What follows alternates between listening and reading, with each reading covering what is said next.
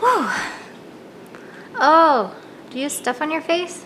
Because I have stuff on my face. Can we wipe your beak? Oh yeah. What is that? That is like gloppy goodness. Did you put it in water first? Did you make a soupy concoction out there? Because it's now on my neck. That is delicious. At least it's organic. We're all good. All right, hi everybody, Jamieleigh here from BirdTricks, and today I'm doing a video with my Congo African Grey CRESSI, although this applies to all previously clipped or currently clipped birds.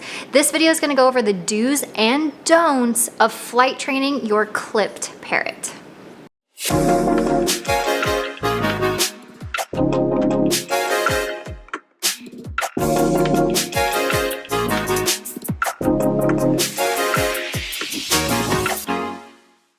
So I just want to preface this video right out the gate with, we have successfully free flight trained birds that have been previously clipped or currently clipped in our free flight freestyle flyers course. Now, this comes with the exceptions. Some birds are really set up to succeed with this because they absolutely want to fly.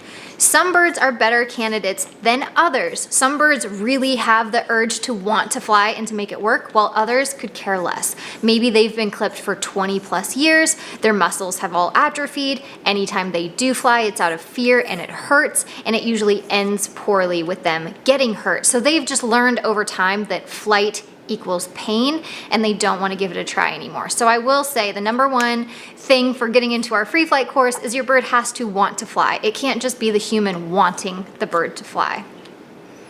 What are you doing? Are you being good? Are you getting hormonal? You are getting hormonal.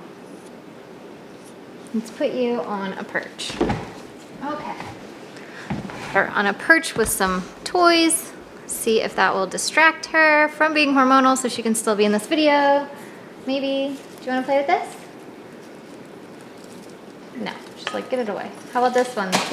Oops, this one's really awesome. Choo choo choo. Get it, get it.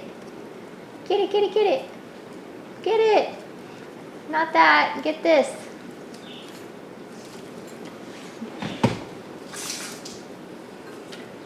Are you really gonna be that hormonal?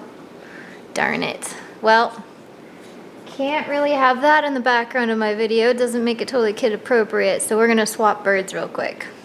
All right, I got my new filming buddy. Yeah, it's fine. I match you better today anyway. Right. Show hands. Okay. Now I made you fluffy. So like I was saying, it really matters a lot that your bird actually wants to fly and hasn't already associated it with pain. A lot of older birds that have been clipped for their entire lives do associate flight with pain because they drop like rocks. They end up hurting or breaking even their keel, or worse. So it's just something that they've come to associate with unsafe things. So I'm just gonna go off the top of my head do's and don'ts of flight training a clipped bird. Now, none of my birds are clipped, so I couldn't really show these in demonstrations. My birds have never been clipped, and so it's a completely different mindset of the animal, and it's just something that they've never learned to be fearful of. Although you are my laziest. Comet's my laziest, prefers to walk everywhere flyer. You would think out of all my flock members, he maybe had been clipped, but nope. That's just his means of transportation, of what he prefers. Walking. Just easier, right, dinosaur? Mwah.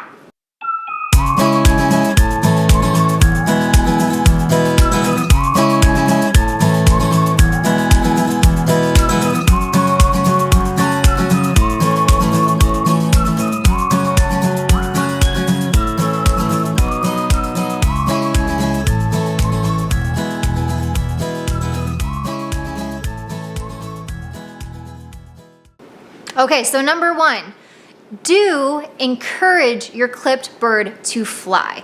through positive means. So for example, flying to their favorite person, their favorite place, to get their favorite thing, or to get their favorite treat. So we want this to be positive interaction as seen through your bird's eyes. So do encourage your clipped bird to safely fly. However, do not let your bird get hurt. So this is really big and huge because a lot of people go wrong in this, where they want to encourage their clipped bird to fly, but they maybe are encouraging it outside of what its abilities currently are. So keep in mind what your bird can do. If your bird can only hop, then keep it to hops. If your bird can go a couple feet, then keep it to a couple feet, but recognize what is outside your bird's limitations, and keep in mind that a clipped bird usually has a harder time ascending because they just can't get any lift from the lack of wings there. So just keep in mind what skill levels you might be able to work on versus not. What are you doing? Are you listening? Are you listening? So good. Oh, how'd you get out? Did you slip under the door, Blue? Well, Blueberry was in her room. Here's number 2. Do provide padding for your clipped bird. So if you know that you're going to be working on flight training, please provide padding. You want to be in the video too? Don't be mean to COMET, okay? So put pillows or maybe yoga mats or some sort of padding under places that you think or know your bird is going to try to fly to, and also try to beat them to it so that you can either catch them, intercept, or discourage going that far, which might be beyond your bird's skill level if it is crashing. So do provide padding.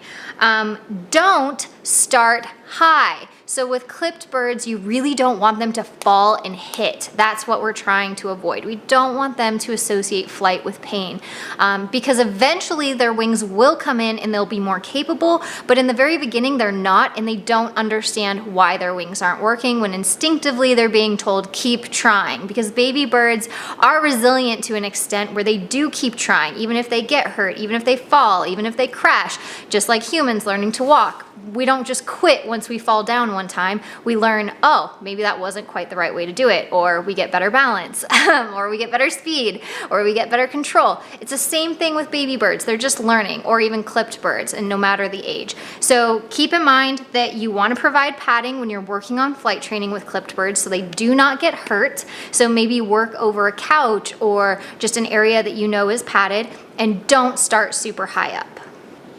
Okay, next is do set your bird and yourself up for success. Start small, build big. So work within your bird's means, like I mentioned earlier, and then work up from there. But be set up for success. Have thought through your entire training plan so that it'll go right and go within what you were trying to accomplish. The don't that comes along with this is don't just have your bird out in the midst of chaos where it's likely to fly from fear and likely not to end well because you aren't all in and paying attention. Keep in mind, when you start reinforcing flight from a clipped bird, it's a little bit out of control. They don't have it down yet, and they're going to try to work on it randomly when you may not intend to work on it. So make sure that your bird's not out all the time and able to work on it when you aren't ready to work on it, because then it can get hurt and all the training and progress you would have made could completely go down the drain in just one learned session of getting hurt because you were out cooking and you couldn't attend to your bird. So please keep those sessions in mind. Set up for success always when intentionally working on flight training a clipped bird. You guys are, oh, Barry, where'd you go? Oh, you're there. Just trying to get as close to COMET as possible. Oh my goodness. At least you're being good. My next do is do desensitize your clipped bird. A lot of the times clipped birds will not move and will not fly unless it's out of fear. We don't want only negative flights, which mean they happen because the bird is fearful. So don't encourage flights that are chaotic and out of fear, because usually the bird's out of control. But do desensitize so that that's less likely to happen. So the more you desensitize your bird to noises, people, places, things, the more adaptable it'll be and the less likely it will be to fly uncontrollably due to something that scares it.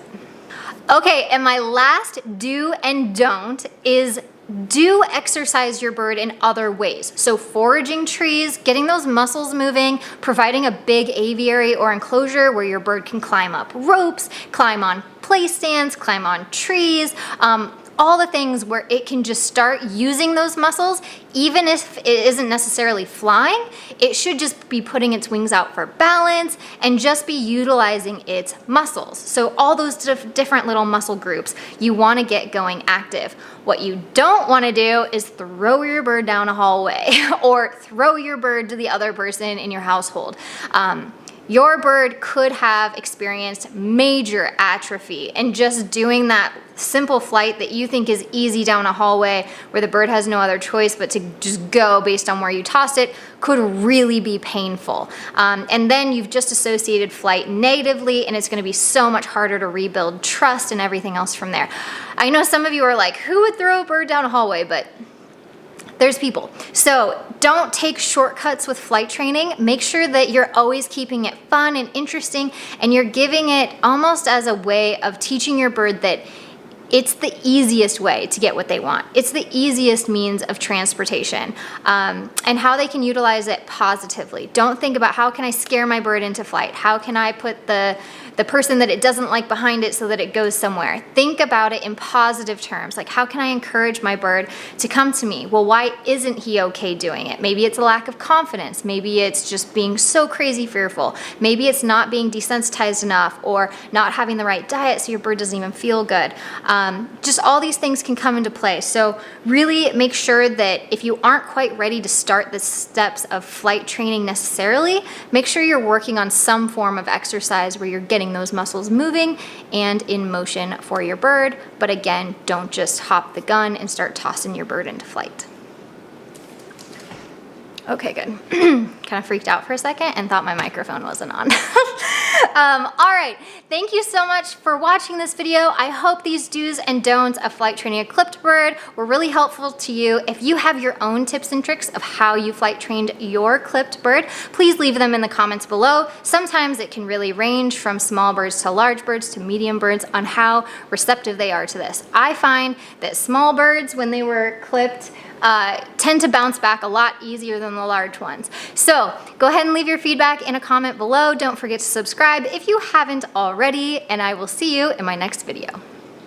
Hey guys, one extra tip for flight training: if you just feel incredibly stuck with making progress for your bird and you're unable to find that one key motivator that gets your bird to lift off and fly to you, consider a one-on-one consultation. My husband Dave and I specialize in parrot training and companionship, and we absolutely love flight training and do it on a one-on-one basis. So consider doing either an indoor course with us or our outdoor free flight course with us and see if it's the right fit for you.